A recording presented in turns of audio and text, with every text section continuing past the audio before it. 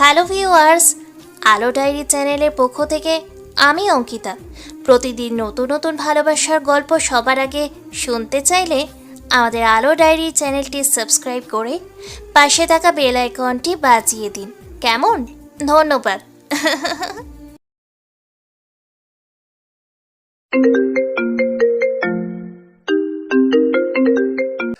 আর আজ সে কখন থেকে মুখ ফুলিয়ে বসে আছে তো আসেই, ওই যে আব্রাহামের উপর রাগ করে আর কি। আব্রাহাম বেশ কয়েকবার রাশেদকে দিয়ে আয়ারাতকে ডেকে পাঠিয়েছে, কিন্তু আয়ারাতের কেবিনে আসার নামই নেই। সে নাকি বাইরে অন্য কাজ করছে। আব্রাহাম ভেবে পায় না যে তার আর আয়ারাতের কেবিন তো এক রুমেই, তাহলে বাইরে সে কী কাজ করে। আব্রাহামও বেশ ভালো করেই জানে যে আয়ারাত রাগ করেছে তার সাথে। আব্রাহাম আর থাকতে না পেরে আয়ারাতকে মেসেজ পাঠালো, আমার রাগ আর মার্ডার করার জন্য তুমি আমার সাথে রাগ করেছো। তোমার এই রাগ ভাঙাতে গিয়ে কিন্তু এখন আমার নিজের বেশ রাগ উঠছে। ভালোই ভালো কেবিনে আসো, নয়তো সবার সামনে দিয়ে কিন্তু টেনে নিয়ে আসবো।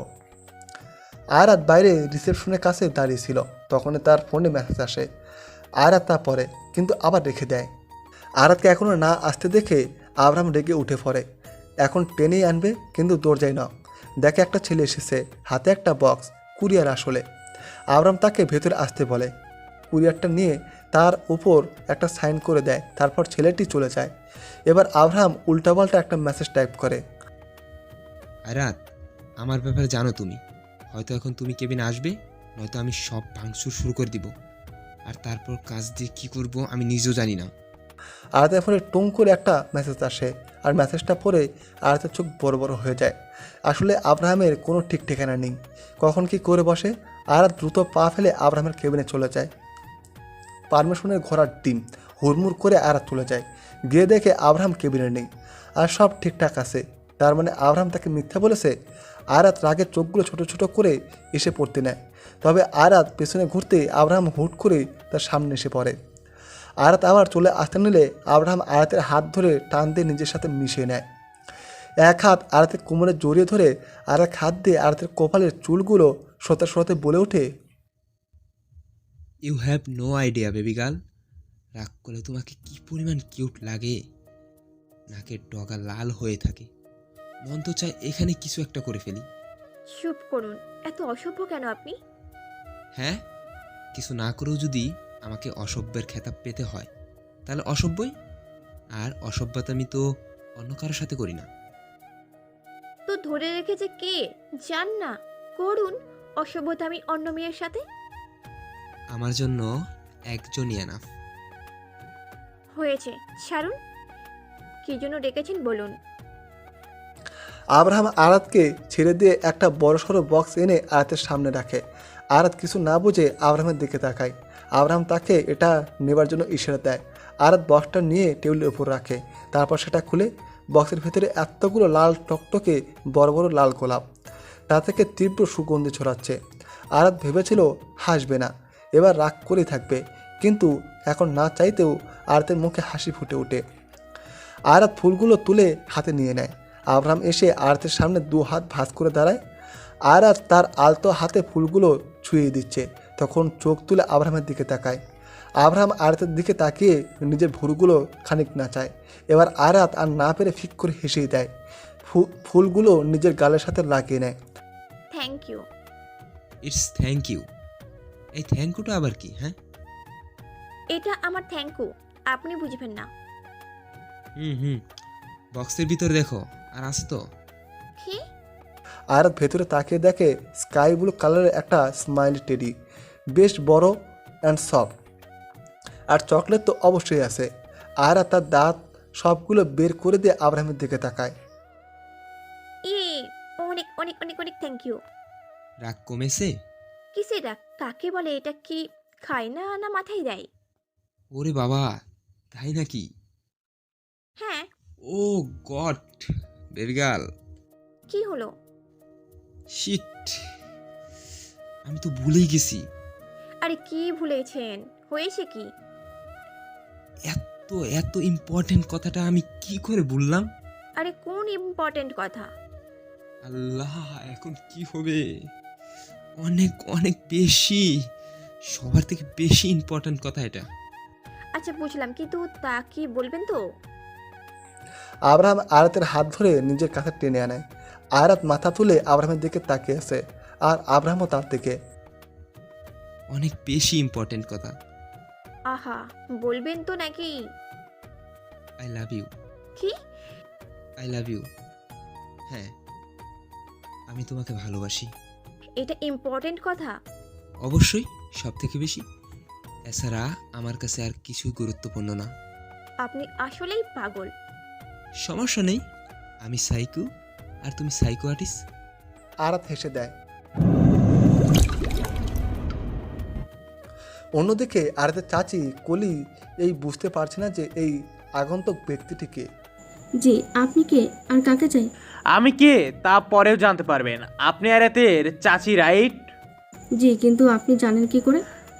রায়হান আহমেদ আমার নাম। আপনি কি রায়হান গ্রুপের যে মালিক সেই? জি।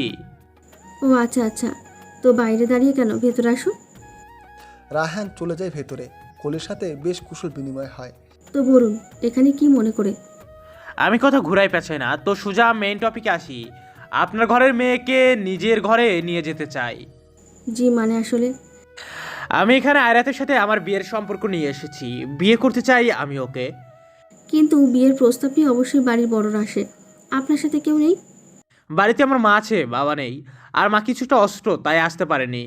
আসলে দেখুন, আমার হাজবেন্ড আছে, উনি বর্তমানে বাসায় নেই। বিয়ে তো মুখের কথা না, উনি আসুক, আমি ওনার সাথে কথা বলে দেখব। কিছুটা সময় দরকার। চিন্তা করবেন না, আয়রাত আমার বাড়িতে কোনো কিছুর অভাবে থাকবে না।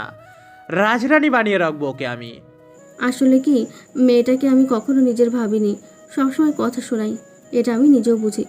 ভালো না হয়, কিন্তু ওর জন্য কখনো খারাপ আমি চাইবো না।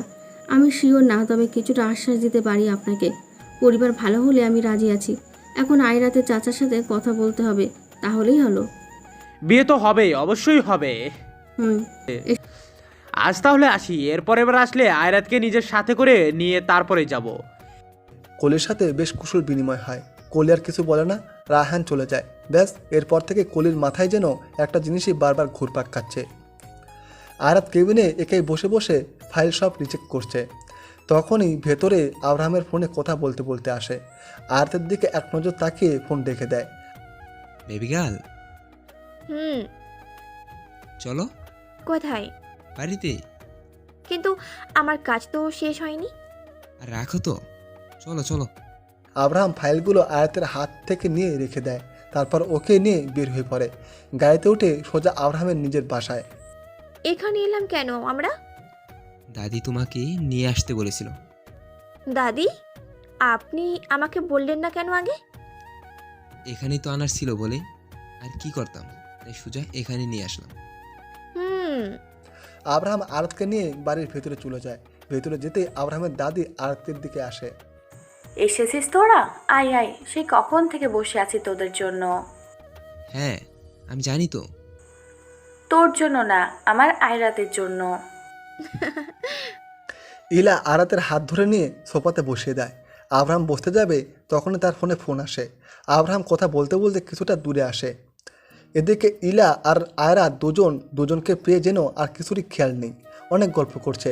আর এবার খেয়াল করে যে আশেপাশে কিছু ছোট ছোট টেবিল রয়েছে, আর তার উপর আব্রাহামের তার দাদি অনেকগুলো ছবি। কিছুতে আব্রাহাম একা, আবার কিছুতে তার দাদি আর সে একসাথে। হঠাৎ করে আয়াত বলে ওঠে, আচ্ছা দাদি। হ্যাঁ বল। আচ্ছা আব্রাহাম, এত রাগী কেন বলো তো? মানে এত রাগও? ও সবার সাথেই রাগ দেখাইতে পারে, রাগ করে থাকতেও পারে, একমাত্র তুই আর আমি ছাড়া। ও কি আগে থেকেই এমন? ছিল না, হয়ে গেছে। আসলে ওর বাবা ওকে আর ওর মাকে রেখে আরেকটা বিয়ে করে, নানা সমস্যা হয়। এটা ওর জীবনকে যেন এলোমেলোই করে দিয়েছিল। ওর সৎ মায়ের একটা ছেলে হয় রায়হান, তখন থেকে যেন আরো বেশি এলোমেলো হয়ে গেছে। দাঁড়াও দাঁড়াও দাঁড়াও, কি রায়হান? হ্যাঁ, আব্রাহামের সৎ ভাইও। রায়হান আহমেদ রায়হান গ্রুপের ওনার, তাই না? হ্যাঁ। কি বলো এইসব? রায়হান আব্রাহামের সৎ ভাইয়া হয়? হ্যাঁ, কেন? না না না, এমনি, মানে আব্রাহাম কখনো আমায় বলেনি তো, তাই আর কি। আরে না, ও তো এ গার্লস, কি করছো? কিছু না, এই তো বসে আছি। এই তোরা বস, আমি আসছি। আচ্ছা, আব্রাহাম বসেছিল, কিন্তু সামনে তাকিয়ে দেখে আয়রাত আবার রাগে নাক মুখ ফুলে বসে আছে। আব্রাহাম কিছু বুঝতে না পেরে বলে ওঠে, এখন আবার কি করলাম? আর কি কি আছে যা আমি জানি না? মানে? রাইহান। ওর নাম কেন নিচ্ছ? ও আপনার ভাই লাগে? সৎ। যাই হোক, ভাই তো। না, আপনি আমায় বলেননি কেন? বলার প্রয়োজন বোধ করিনি, তাই বলিনি। একটাবার বলা উচিত ছিল। তাই তো বলি যে এতটা এতটা ঘৃণা কেন করেন আপনি ওকে? এখন বুঝতে পেরেছো তো? তাই চুপ করো এখন। হুম। আব্রাহামের দাদি আসে হাতে ক্ষীর নিয়ে। আয়রাত আর আব্রাহামের সামনে রাখে। খেতে খেতে ইলা বলে ওঠে, সব ঠিকই আছে এখন, শুধু জলদি তোরা বিয়ে করে এখানে এসে পড়। আয়রাত ক্ষীর মুখে দিয়ে এবার ইলার দিকে আরেকবার আব্রাহামের দিকে তাকায়। তখন আব্রাহামের ফাজলামি করে বলে ওঠে, হ্যাঁ, সেই কবে থেকেই তো বলছি দাদিকে যে আমি রেডি আছি, চলো বিয়ে করে ফেলি। দাদি বিয়ে করবে না। চুপ কর শয়তান ছেলে, নির্লজ্জ কোথাকার। আয়রাতান আব্রাহাম আর তার দাদি সেদিন অনেক আড্ডা দেয়। সন্ধ্যার দিকে আব্রাহাম আর আয়রাত বাড়ি থেকে বের হয়ে পড়ে। আব্রাহাম আয়রাতকে তার বাড়ির সামনে ড্রপ করে দিয়ে এসে পড়ে। আয়রাত তো তাই রে নাই করে বাড়িতে ঢুকছিল। এসে দেখে আয়রাতের চাচি চা বানাচ্ছে। চা বানাতে বানাতে কলি বলে ওঠে, এসেছিস? হ্যাঁ, এই চাটা তোর চাচুকে দে ধর। দাও। আয়রাত গিয়ে তার চাচুকে চা দিয়ে আসে। তার চাচু একগাল হেসে আয়রাতের দিকে তাকায়। আয়রাত হেসে সেখান থেকে এসে পড়ে। কলির সাথে সাথে ইকবালও আয়রাতের যাওয়ার দিকে তাকিয়ে থাকে। ইকবাল কলির দিকে তাকালে কলি তাকে চুপ করে থাকতে বলে।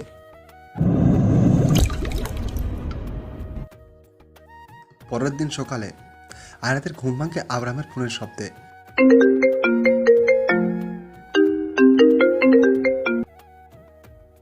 Good morning my love. Good morning. ঘুম ভাঙলো তবে? হুম।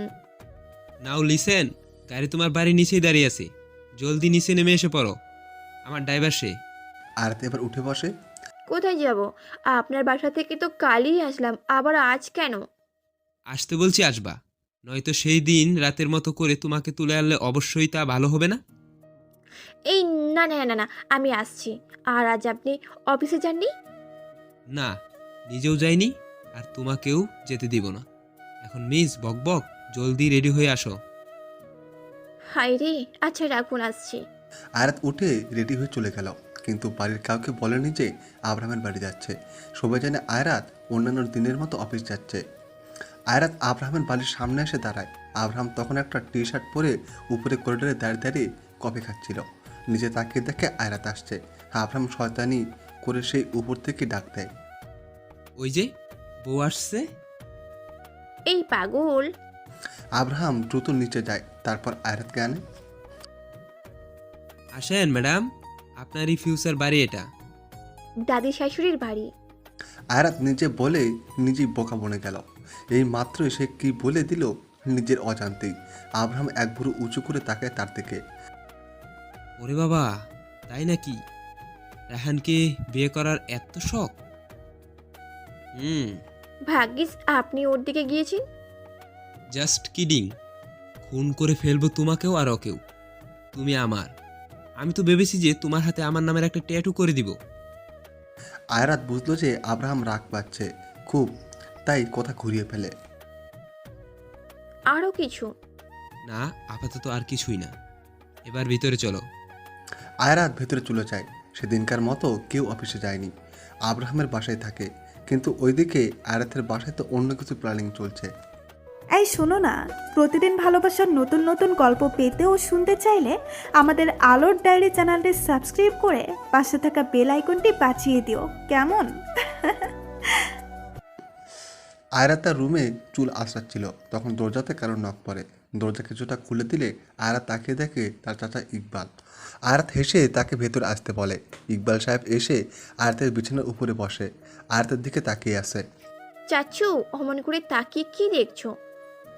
চাচিকে কিছু বলেছে তোমায়?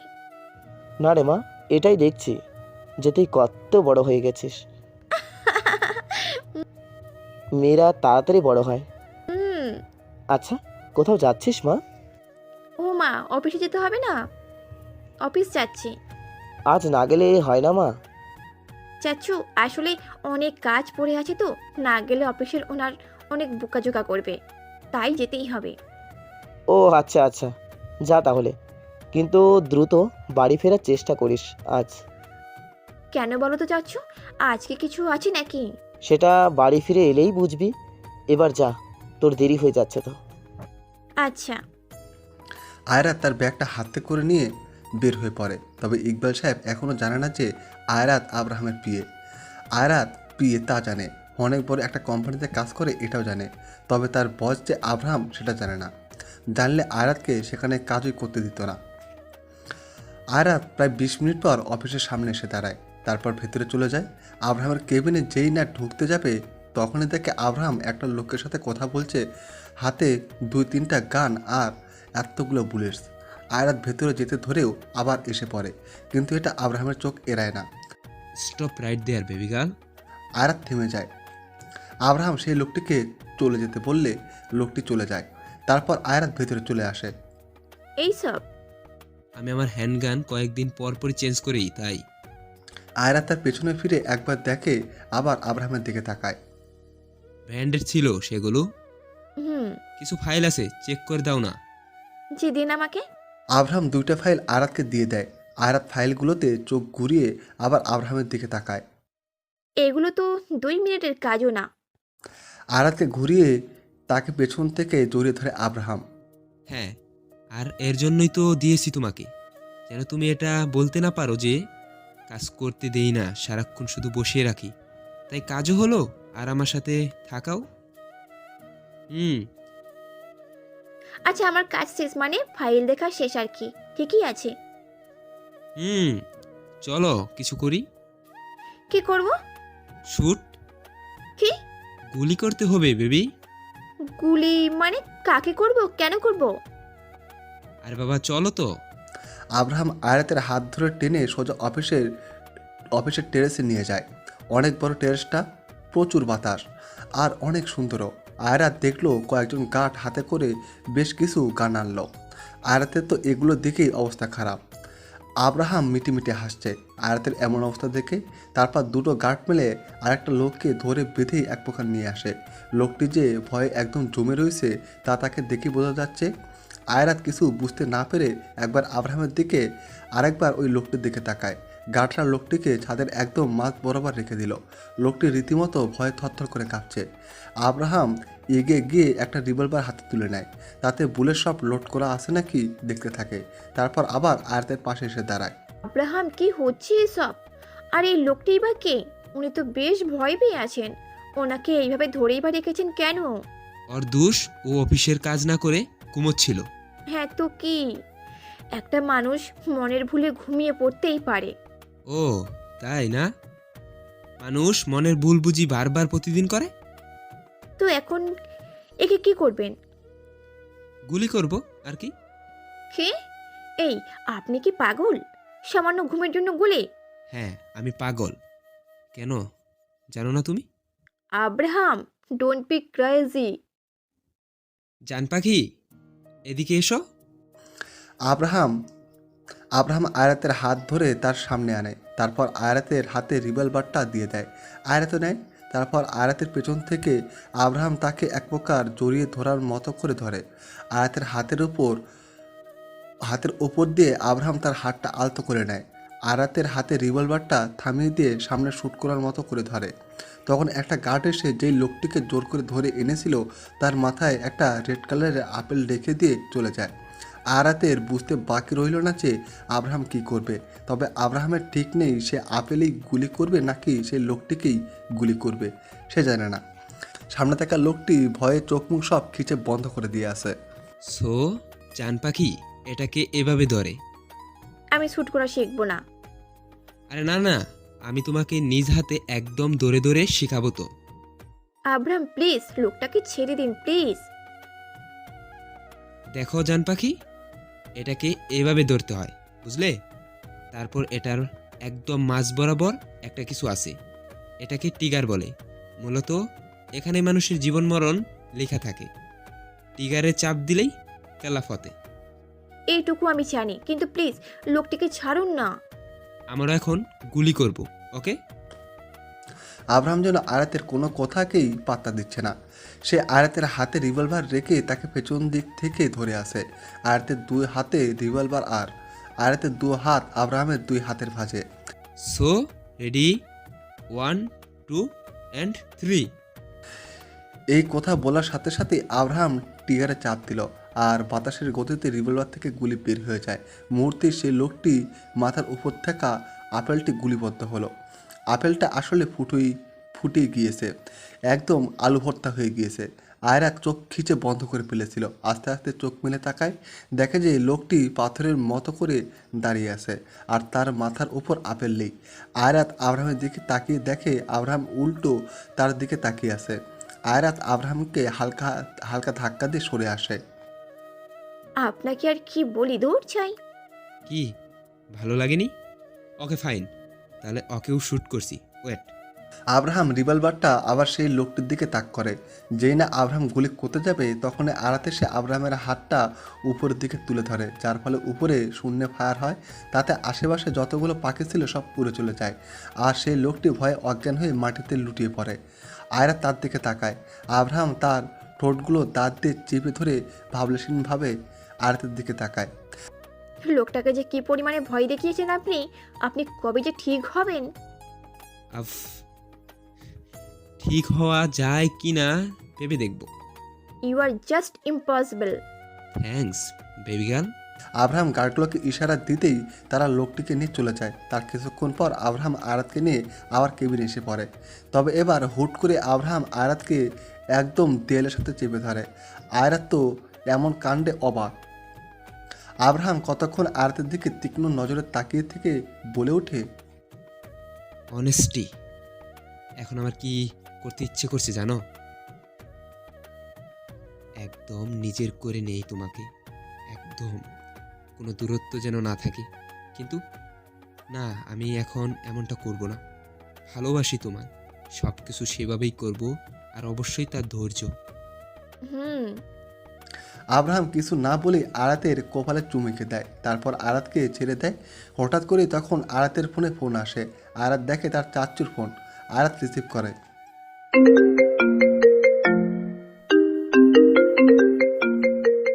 হ্যালো চাচু। মা, কোথায় রে তুই?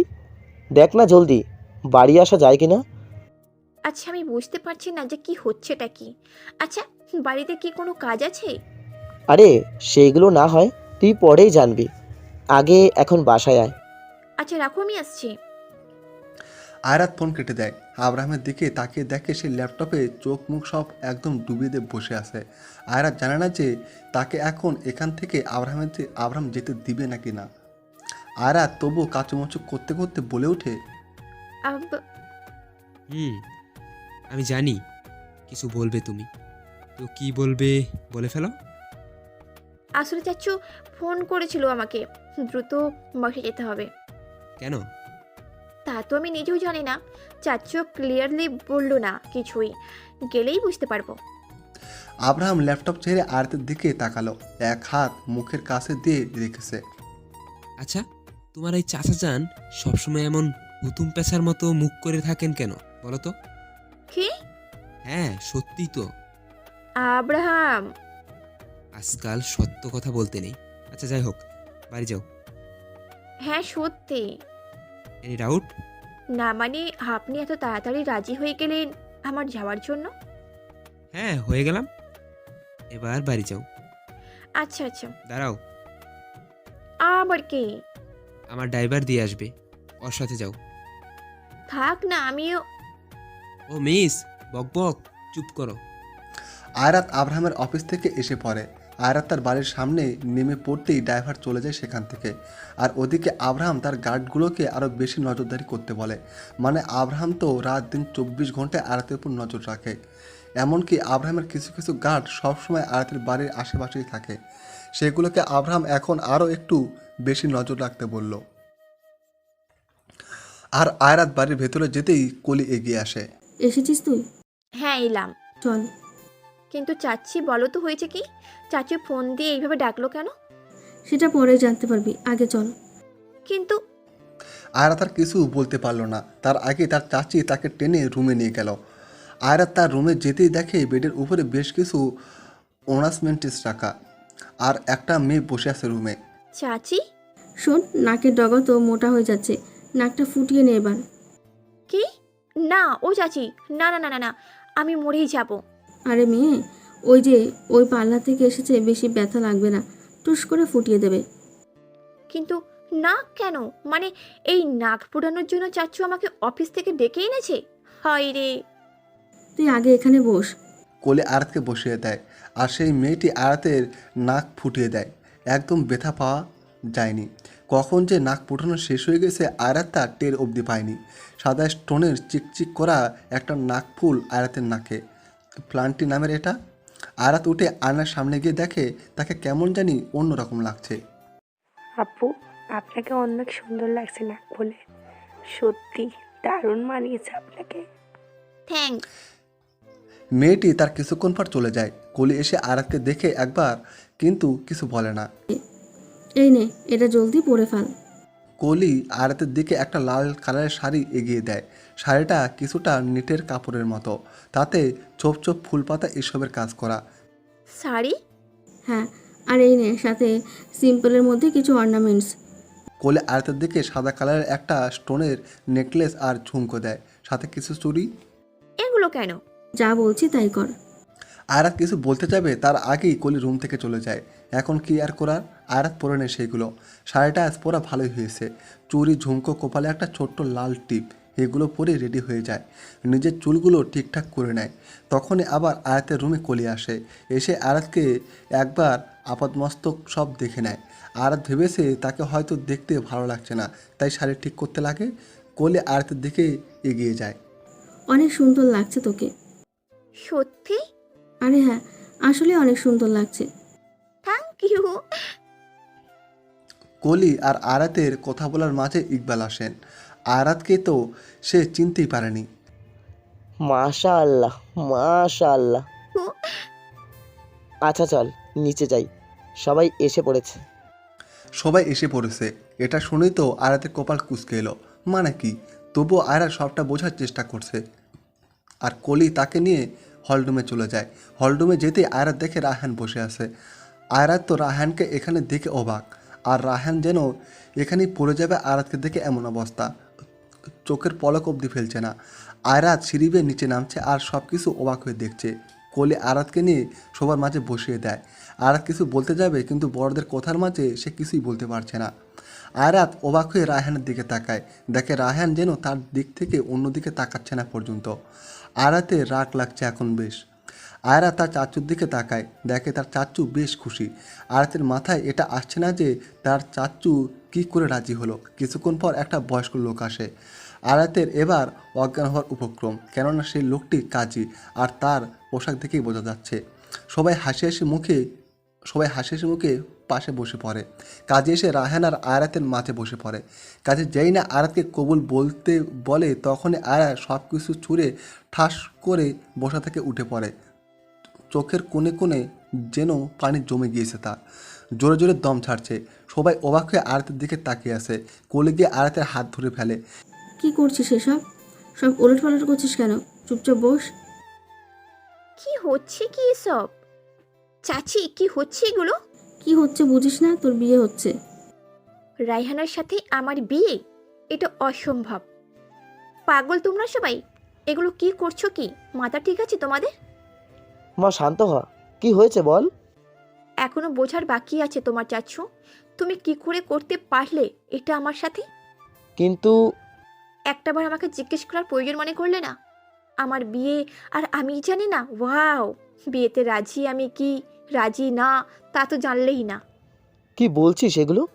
আমি তোর চাচিকে বলেছিলাম তোর কথা।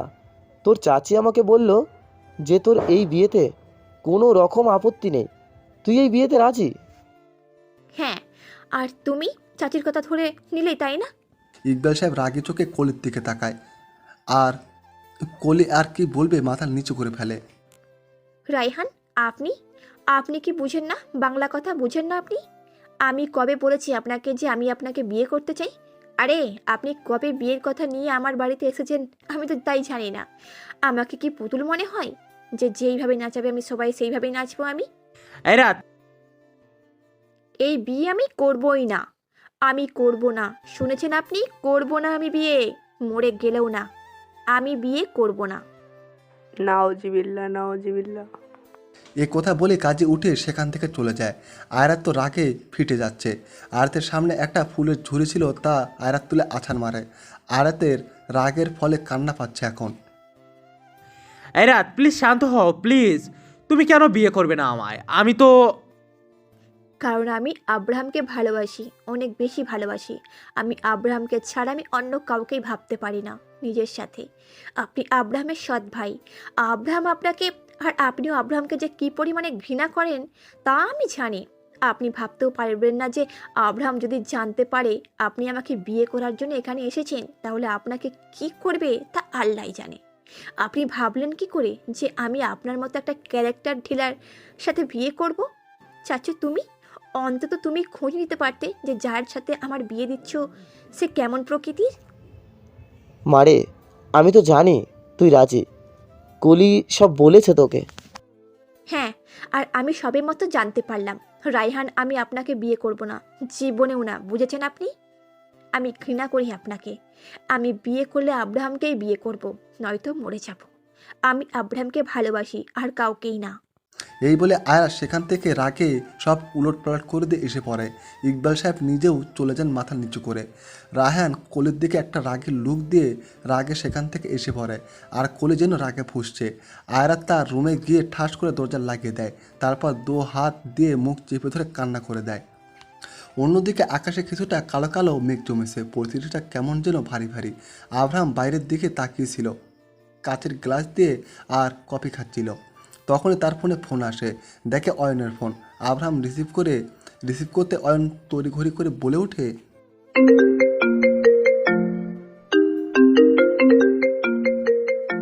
আব্রাহাম। আরে হয়েছে কি ভাই? আমার কিছু ভালো ঠেকছে না এটা। কেন, কি হয়েছে? আমি এইমাত্র রায়হানের গাড়ি আয়রাতের বাড়ির সামনে দেখেছি, এমনকি রায়হানের বেশ কিছু লোকজনকেও দেখেছি। কি? হ্যাঁ। আব্রাহাম তার হাত থেকে কফির মগটা জোরে ঢিল মারে, তা ভেঙে টুকরো টুকরো হয়ে যায়। কি বলছিস এইসব? মাথা ঠিক আছে তোর? আব্রাহাম ভাই, বিশ্বাস কর, আমি সত্যি রায়হানকে দেখেছি। আব্রাহাম ফোন রেখে দেয়। রাগে মাথা ফেটে যাচ্ছে তার কিছুক্ষণ পরে আব্রাহামের ফোনে আবার ফোন আসে। এবার আব্রাহামের একজন গার্ড ফোন করেছে।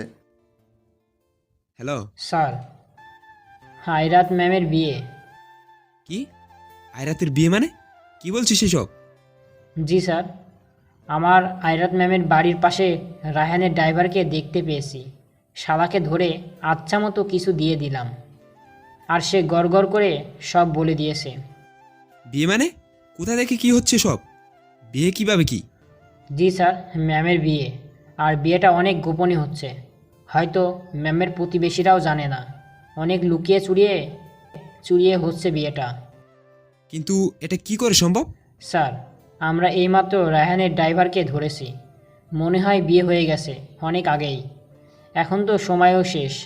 ড্রাইভার বলল রায়হান আয়রাত ম্যামের বাসায় গিয়েছে অনেক আগেই, তাই মনে হয় ম্যামের বিয়ে হয়ে গিয়েছে। আব্রাহাম রাগে তার ফোনটা আছাড় মেরে ভেঙে ফেলে। রাগে দু হাত দিয়ে মাথা চেপে ধরে, চোখ বন্ধ করে দিয়ে আসে।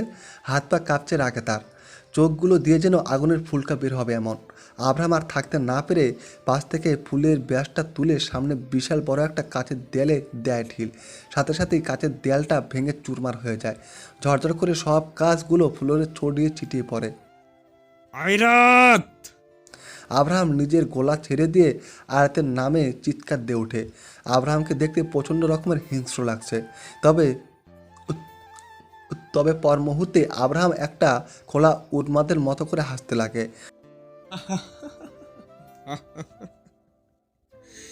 বিয়ে, তাই না? বিয়ে করবি তুই? আমাকে থেকে তুই রায়হানকে বিয়ে করবি? রায়হান তোর যে আমি ঠিক কয়টা টুকরো করব আমি নিজেও জানি না। সব কটাকে খুন করে ফেলবো আমি। আয়রাতের চাচা চাচি কেউ। ভেবেছিলাম তোকে ভালোবেসে নিজের করে নিব, বিয়ে করে নিজের সাথে একদম আজীবনের জন্য বেঁধে দিব, কিন্তু না, তুই আর তা হতে দিলি না। আয়রাত, আমি তোকে মেরে ফেলবো। এই না না না না না, মেরে আমি তোকে এখনই দিব না। তুই রায়হানকে বিয়ে করেছিস তাই না? আমার থেকে লুকিয়ে তুই রায়হানকে বিয়ে করেছিস।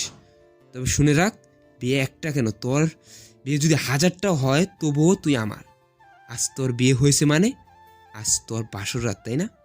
রায়হান তোকে দেখছে, তোকে ছুঁয়েছে তাই না? আজ ছুঁয়েছে, কাল ছুবে, পরশু। আমি তোকে ভালোবেসেছিলাম, তোর শরীরকে না। তোকে ধরা শোয়ার অধিকার শুধু আমার ছিল, শুধু আমার। কিন্তু না, তুই তো হতে দিসনি। বউ তো তুই রায়হানের হয়েছিস, কিন্তু তুই আমারই থাকবি। তুই যদি রায়হানের বাচ্চার মা হয়ে যাস তবু তুই আমার থাকবি। এখন থেকে তোর শরীরকে ভালোবাসবো, তোকে না। তোকে তোর নিজেকে প্রতিদিন এই আমার কাছেই সুপে দিতে হবে। তোর বিয়ে হয়ে গেলেও তুই আমারই ছিলি, আছিস আর থাকবি। তুই আমার আয়রাত, তুই শুধুই আমার। আব্রাহাম রাগে তার অফিস ত্যাগ করে, তারপর সোজা চলে যায় বারে। বাইরে মেঘ অনেক জমেছে আগের থেকে বেশি। আব্রাহাম বারে বসে আছে, সামনে পুরো একটা জার অ্যালকোহল। একটার পর একটা খেয়ে যাচ্ছে তো যাচ্ছে, কারণ এরপর সে যে কাজটা করতে যাচ্ছে তা করার জন্য তাকে এগুলো দরকার। নিজের হিতাহিত জ্ঞান সে ইচ্ছে হারাতে চায়। নিজের পুরো সেন্স থাকলে হয়তো সে কাজটা করতেই পারবে না, হবে না তার দ্বারা। তাই নিজেকে মাতাল করে তোলার জন্য উঠে পড়ে লেগেছে সে। তবে আজ এই মত অবধি তার সাথে বেইমানি করেছে, নেশাই হচ্ছে না তার। হবে কিভাবে? তার মাঝে তো আয়াতের নেশাই রয়েছে, শুধুই আয়াতের নেশা। আব্রাহাম চোখ বন্ধ করে মাথা আঙ্গুল দিয়ে চাপ দিয়ে বসেছিল। তখনই নিজের কাঁধে কারো স্পর্শ টের পায়। আব্রাহাম মাথা ঘুরে দেখে প্রীতি, ওই মেয়েটা যার সাথে আব্রাহামের প্রথম দিন দেখা হয়েছিল। মেয়েটা আব্রাহামকে সত্যি পছন্দ করে, কিন্তু আব্রাহাম পাত্তাই দেয় না। আর প্রীতি এসে আব্রাহামের পাশে বসে, তারও হাতে একটা মদের গ্লাস। হেই আব্রাহাম ডার্লিং, কি করছো এখানে বসে বসে একা?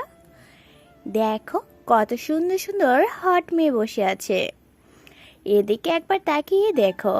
এভাবে বসে থাকলে হয়? আব্রাহামের মাথা এমনি গরম, তার উপর এই প্রীতির কথা শুনে আগুনে যেন ঘি পড়ে গেল। আব্রাহাম প্রীতির বাহু জোরে শক্ত করে চেপে ধরে দাঁতের দাঁত চেপে বলে ওঠে, আমার আয়রাত, তুই শুধুই আমার।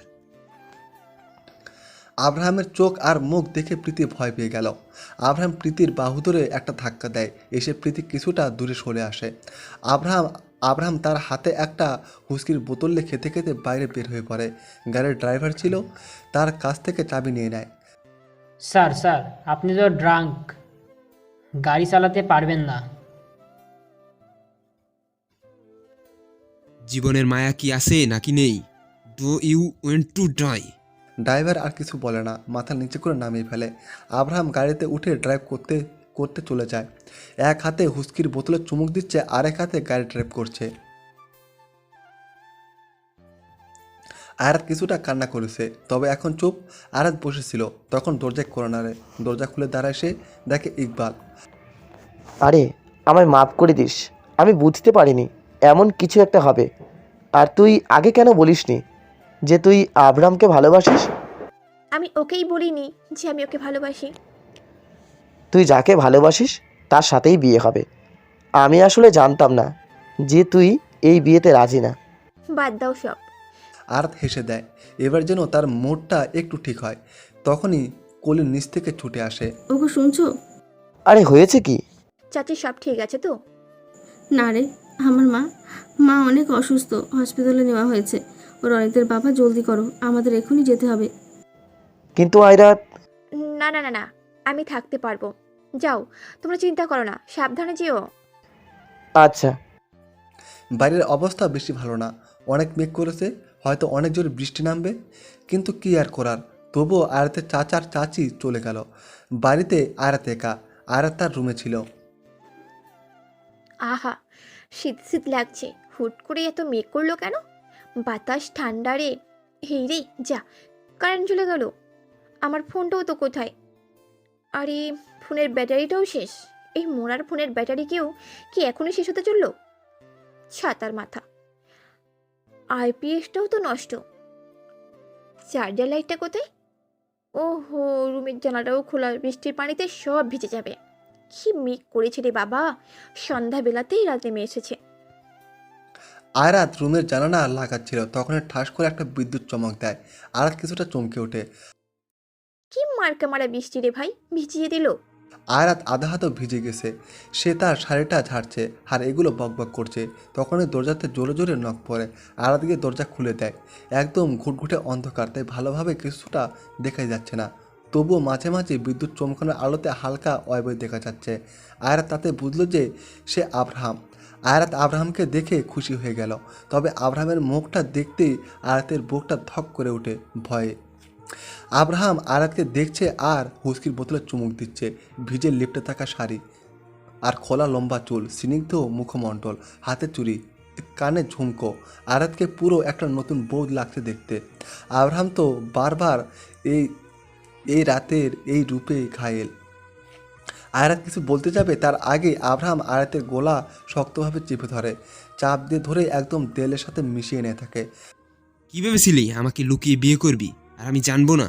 তুই আমার আয়রাত, তুই বিয়ে হবার আগেও আমার আর পরেও আমার। তোর উপর অধিকার শুধু আমার। তুই কিভাবে করতে পারলি এটা? আয়রাত কিছু বলতে পারছে না। আব্রাহাম অনেক শক্ত করে তার গলা চাপ দিয়ে রেখেছে, মাঝে মাঝে কিছুটা ছেড়ে দিলেও আবার পরে চেপে ধরছে। আজ তুই আমার সবচেয়ে বাজে আর ভয়ানক রূপ দেখবি। এই বলে আব্রাহাম হুস্কির বোতলটা নিচে আছাড় মেরে ভেঙে ফেলে আর আয়রাতকে বিছানার উপর ছুঁড়ে ফেলে দেয়। আয়রাত কোনো রকমে পেঁচাতে পেঁচাতে বলে ওঠে, আব্রাহাম প্লিজ আমার কথাটা শুনুন একবার। আব্রাহাম এগিয়ে গিয়ে খপ করে আয়রাতের চুলের মুঠি ধরে ফেলে। আয়রাতের মুখটা নিজের মুখে কাছে এনে বলে, তুই কিছু বলা বা শোনার বাকি রাখিসনি। সবাইকে মেরে ফেলবো আমি, সবাইকে, তোকেও, তোর রায়হানকেও, আমি তোর চাচা চাচিকেও। আব্রাহাম আয়রাতকে ধাক্কা মেরে ফেলে দেয়, শাড়ির আঁচলটা টেনে আয়রাতের উপর থেকে সরিয়ে দেয়। আয়রাত আটকাতে চেয়েও পারছে না। আব্রাহাম আয়রাতের দু হাত নিজের এক হাত দিয়ে চেপে ধরে। আয়রাত কিছু বলতে যাবে তার আগে সে আয়রাতের ঠোঁটে নিজের ঠোঁটগুলো মিশিয়ে দেয়। আয়রাতের ব্লাউজ হাতা দুপাশে ছিঁড়ে ফেলে, বুকের সাইডেও ছিঁড়ে ফেলে। আয়রাতের এখন মনে হচ্ছে এর থেকে ভালো সে মরে যেত। সে অনেক চিল্লায় কিন্তু লাভ হয় না। আব্রাহাম নিজের সব রাগ আয়রাতের উপর ঝাড়ে, তার কাজে হিংস্রতা স্পষ্ট। আয়রাত এগুলা সহ্য করতে না পেরে অজ্ঞান হয়ে পড়ে, তবে আব্রাহাম তার কাছ থেকে পিছু পা হয় না। অবশেষে আয়রাতের কাছ থেকে আব্রাহাম উঠে পড়ে, নিজের রিভলভারটা বের করে আয়রাতের দিকে কিছুক্ষণ তাক করে থাকে, কিন্তু এটা তার পক্ষে সম্ভব না। রিভলভার ছুঁড়ে ফেলে দেয়। আয়রাতকে খুন করা সম্ভব না, কখনই না। অজ্ঞানরত আয়রাতের দিকে আব্রাহাম কিছুক্ষণ তাকিয়ে থেকে এসে পড়ে। একটা ঝড় এসে এক নিমিষেই সব লণ্ডভণ্ড হয়ে গেল। এই শোনো না, প্রতিদিন ভালোবাসার নতুন নতুন গল্প পেতে ও শুনতে চাইলে আমাদের আলোর ডায়েরি চ্যানেলটি সাবস্ক্রাইব করে পাশে থাকা বেল আইকনটি বাজিয়ে দিও, কেমন? বিশ্বাস কথাটা কিন্তু অতি ক্ষুদ্র, তবে এর বিশালতা বিশাল, যা মুখে বা শব্দে ব্যক্ত করা ভারী মুশকিল। এই বিশ্বাসটা আব্রাহাম আয়রাতের উপর রাখেনি। আব্রাহাম এমনটা করবে তা আয়রাতের কল্পনার থেকে 100 হাত দূরে ছিল। আব্রাহাম এমনটা করেছে যে আব্রাহাম কিনা আয়রাতের চোখে এক ফোঁটা পানি দেখলে দুনিয়া এদিক থেকে ওই দিক করে ফেলতো। আয়রাতকে হাসানোর জন্য নিজেই উদ্ভট আচরণ করে বসতো। সে আব্রাহাম কিনা আজ আয়রাতের সাথে। আব্রাহামের চলে যাওয়ার বেশ কিছুক্ষণ পর আয়রাতের জ্ঞান ফিরে। নিজেকে নিজের কাছে খুব ভারী ভারী লাগছে, মাথাটা চিন্তায় বোঝা হয়ে আছে। নিজের মাঝে এক ফোঁটা শক্তিও বাকি নেই উঠে বসার। আয়রাতের চোখের পানি তো বালিশ সম্পূর্ণ ভিজে একদম চুপচুপ হয়ে গেছে। বাইরে মুষলধারে বৃষ্টি হচ্ছে, মাঝে মাঝে বিকট শব্দে বিদ্যুৎ চমক দিচ্ছে। আয়রাত চাদরটা নিজের বুক অবধি টেনে নেয়, হাত আর গলার পাশে খুব জ্বালাপোড়া করছে। আয়রাত তার হাতে তাকিয়ে দেখে লাল লাল অনেক আঁচড় কাটা রয়েছে। আয়রাত ডুকটে কেঁদে ওঠে। আমি মরে যাব, কিন্তু আমার থেকে তোকে আলাদা হতে দিব না। আয়রাত, তুমি না আমার। Hey baby girl, the queen of my heart. আমি খুন করে ফেলবো যে হারামি তোমার দিকে চোখ তুলে তাকাবে। প্রথমে তোমাকে আমি মারবো আর তারপর নিজে মরবো। আমি ভালোবাসি তোমায়, প্লিজ আমায় ছেড়ে যেও না জান পাখি আমার। আব্রাহামের বলা প্রতিটা কথা আয়রাতের কানে বাজে। আব্রাহামের সেই হাসি, সেই চেহারা থেকে চোখ ভেসে বেরাচ্ছে। আর তার আজকে সেই ভয়ঙ্কর চেহারাটা আবার মনে পড়তে আয়রাত আরেক দফা কেঁপে ওঠে ভয়ে। আম- আমি তো এমন চাইনি। আর আমি তো ভেবেছিলাম সব ভুলে দেব। কিন্তু আপনি কিন্তু আপনি তো আমার বলার সুযোগটুকুই দিলেন না। আমি তো আয়রাত হিসকি ফিরে কাঁদছে, মুখ দিয়ে আর কিছু বের হচ্ছে না। আয়রাত কোনো রকমে উঠে সোজা ওয়াশরুমে চলে যায়। এবার আয়রাতের রাগ হচ্ছে অনেক বেশি, অনেক। আয়রাত ধপ করে শাওয়ার নিচে বসে পড়ে, দু হাত দিয়ে মাথা চেপে ধরে কেঁদে ওঠে। আমি আপনাকে ঘৃণা করি আব্রাহাম, আমি আপনাকে ঘৃণা করি। বাইরে বৃষ্টির এতটাই বেগ যে মনে হচ্ছে চারদিকে কুয়াশা তৈরি হয়েছে, সামনে ঠিকঠাকভাবে কিছুই দেখা যাচ্ছে না। আর এদিকে আব্রাহাম প্রচুর রাং, কিন্তু নিজের সেন্স হারায়নি। কোনো দিশা খুঁজে পাচ্ছে না আব্রাহাম যে আসলে কোথায় গাড়ি নিয়ে থামাবে। হঠাৎ আব্রাহাম একটা খোলা জায়গায় এসে গাড়ি ব্রেক কষে। আব্রাহাম গাড়ি থামিয়ে দিয়ে নিজের সব শক্তি দিয়ে স্টিয়ারিংয়ে বাড়ি দেয়। তার পক্ষে আর সম্ভব না। আব্রাহাম বাইরে বের হয়ে পড়ে, এই বৃষ্টিতে ভিজতে থাকে, হাঁটু গেড়ে মাটিতে বসে পড়ে। আব্রাহাম এবার কেঁদে দেয়। আর কোথায় বলে ছেলেদের কাঁদতে নেই, কিন্তু মানুষ তো মাটিতে গড়া কোনো পুতুল না। আমি এই কাজটা করতে চাইনি, আমি এমন কিচ্ছু করতে চাইনি, কিচ্ছু না আয়রাত, আমি সত্যি এমন কিচ্ছুই করতে চাইনি। আমি জানি একটা মেয়ের কাছে নিজের মান সম্মান কি পরিমাণ ইম্পর্টেন্ট, কিন্তু আমি পারবো না। আমি আমার নিজের চোখের সামনে তোমাকে ওই রায়হানের হাতে দেখতে পারবো না। তুমি ওই রায়হানের সাথে খুশি থাকবে তা আমি দেখতে পারবো না। যা আমার তা আমার, একে তুমি আমার জেদ বলো আর যাই কিছু, তুমি এখনো আমার। তুমি আমার ছিলে আসো, আর যদি না হও তাহলে সব বরবাদ করে দিব, আমি জ্বালিয়ে পুড়ে ছাই করে দিব। জানি এখন আমি তীক্ষ্ণতায় পুড়ে যাব তোমার চোখে, কিন্তু এই আমিই থাকবো তোমার জীবনে, আর কেউ না। আব্রাহাম মাটিতে বসে বৃষ্টিতে ভিজতে লাগলো। ঘন্টাখানেক ওভাবেই বসে থেকে আব্রাহাম চলে আসে, গাড়ি নিয়ে সোজা নিজের বাসায় আসে। মাথা থেকে শুরু করে একদম পা পর্যন্ত সব ভেজা। আব্রাহাম এসে নিজের রুমে চলে যায়, পুরো পাগল হয়ে আসে সে।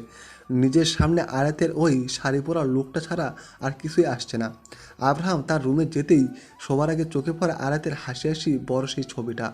আব্রাহামের চোখে পানিগুলো মুক্ত নিয়ে কেমন চিকচিক করছে।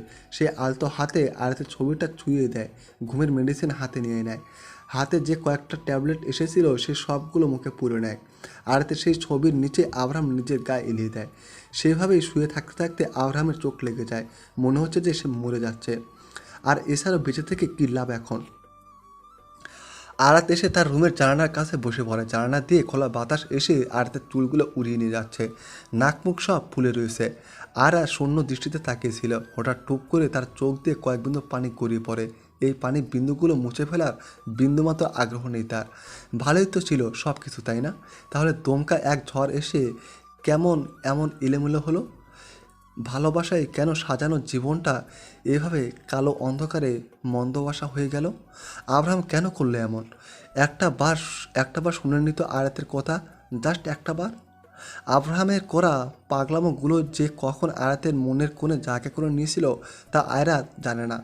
ভয়গুলো সব ভালোবাসায় বীজে রূপ নিচ্ছিল। তবে কেন সেগুলো পরিপক্ক হওয়ার আগে নষ্ট হয়ে গেল? আব্রাহামের উপর অভিমান যেন পাহাড় সমান জন্ম নিল আয়াতের মনে।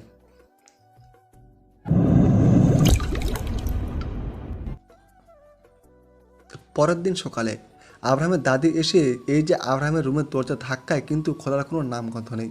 এবার যেন কিছুটা চিন্তা হতে লাগে ইলা আর না পেরে অয়নকে ফোন দেয়। অয়ন এলে ইলা অয়নকে সব বলে। অয়ন বুঝে যে কি হয়েছে।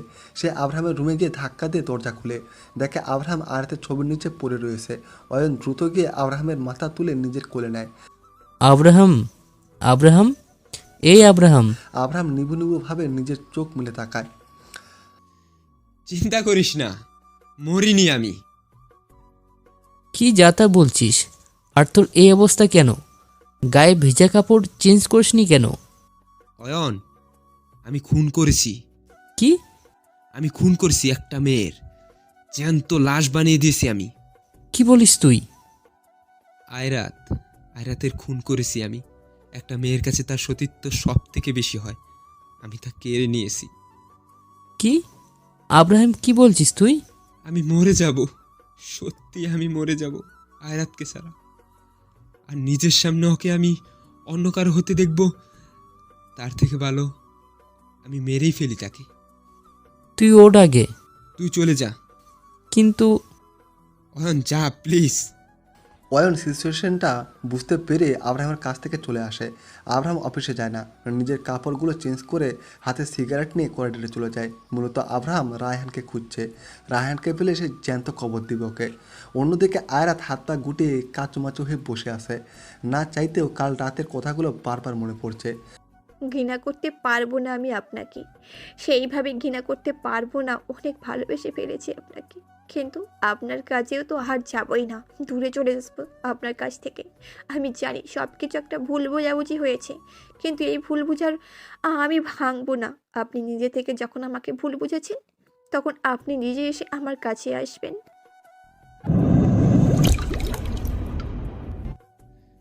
রায়হান কোথায়? আমি জানি না, আমাকে ছেড়ে দিন। মানিকের কথা শুনে আব্রাহাম হুঙ্কার দিয়ে ওঠে, দেয় মুখ বরাবর এক ঘুষি মেরে। সাথে সাথে মানিকের নাক মুখ কেটে যায়। এবার বল রায়হান কোথায়? আহ, রায়হান। মানিক রায়হানের সাথে কাজ করে।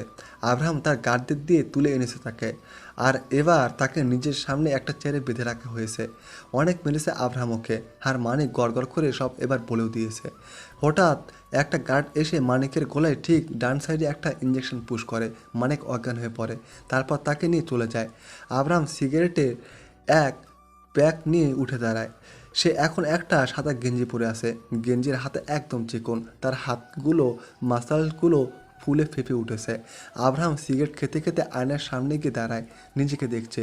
নিজের বুক, হাতে, কিছুটা ঘাড়ে বেশ গাঢ় আঁচড়ের দাগ রয়েছে। এগুলো সব আয়াতের হাতের নখের আঁচড়, তা আব্রাহাম বুঝতে পেরেছে।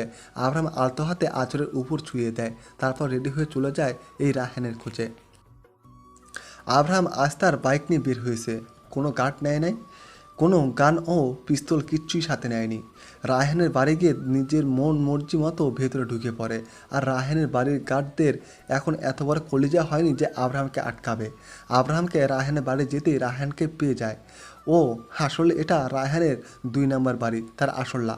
রায়হান আব্রাহামকে দেখে এগিয়ে যায়। স্বপ্ন দেখছি না তো, তুমি আমাদের বাড়িতে? হ্যাঁ এলাম, আসতে বাধ্য করলি। কি হয়েছে? হবে তো তোর। আগে বল, বিয়ে কেমন করলি? বিয়ে মানে?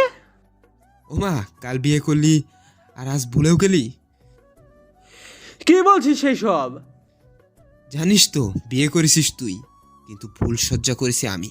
ক্লিয়ার বল। আরে আয়রাতকে, মানে দুনিয়াতে তো মেয়ে নেই আর কোনো। তোকে দেখে দেখে ওর পিছনেই পড়তে হলো, বিয়েও করে নিলি অগোচরেই। আব্রাহাম, ভাগ্য ভালো বিয়েটা হয়নি। আব্রাহামের টনক নড়ে এবার। What rubbish? কাল তোদের বিয়ে হয়েছে রাইট?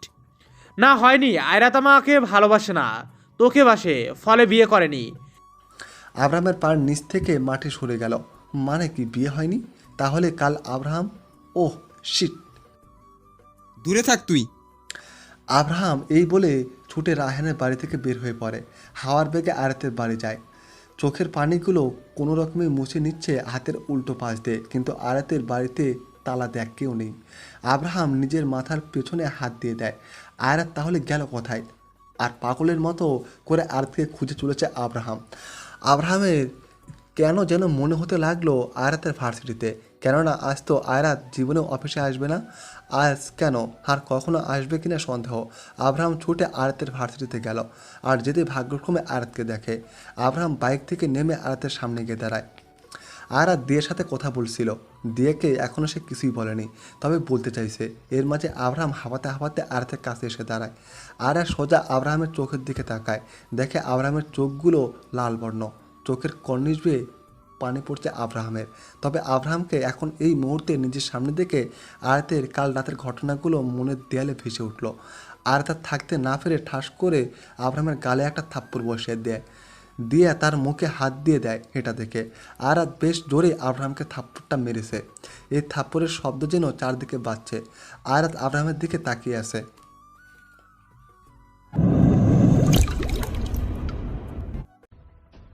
আয়রাত যে আব্রাহামকে ঠাটিয়ে একটা থাপ্পড় মেরেছে তাতে আব্রাহামের কিছুই হয়নি। সে তবুও আয়রাতের দিকে তাকিয়ে আছে। সে কিছু বলবে না, আজ কিচ্ছু বলবে না, কারণ এটা তার প্রাপ্য ছিল। আব্রাহাম না বুঝে যা করেছে তার জন্য এটা অতি সামান্য একটা বিষয়, এমনটা হবারই ছিল। আব্রাহাম আয়রাতের দিকে তাকিয়ে আছে। আয়রাতে আবার হু হু করে কেঁদেই দেয়, জোরে জোরে দম নিচ্ছে আর আব্রাহামের দিকে তাকিয়ে আছে। দিয়া বুঝলো যে এদের মাঝে খুব বড়সড় কিছু একটা ঝামেলা পেকেছে, তাই দিয়া সোজা সেখান থেকে চলে আসে। আব্রাহাম কিছু বলতে যাবে আয়রাতকে, তখন আয়রাত তার হাত দিয়ে আব্রাহামকে থামিয়ে দেয়। আয়রাতের রাগও লাগছে আর কান্নাও। আর সেখান থেকে চলে আসতে নিলে আব্রাহাম তার হাত ধরে ফেলে, তারপর আবার তাকে নিজের সামনে এনে দাঁড় করিয়ে দেয়।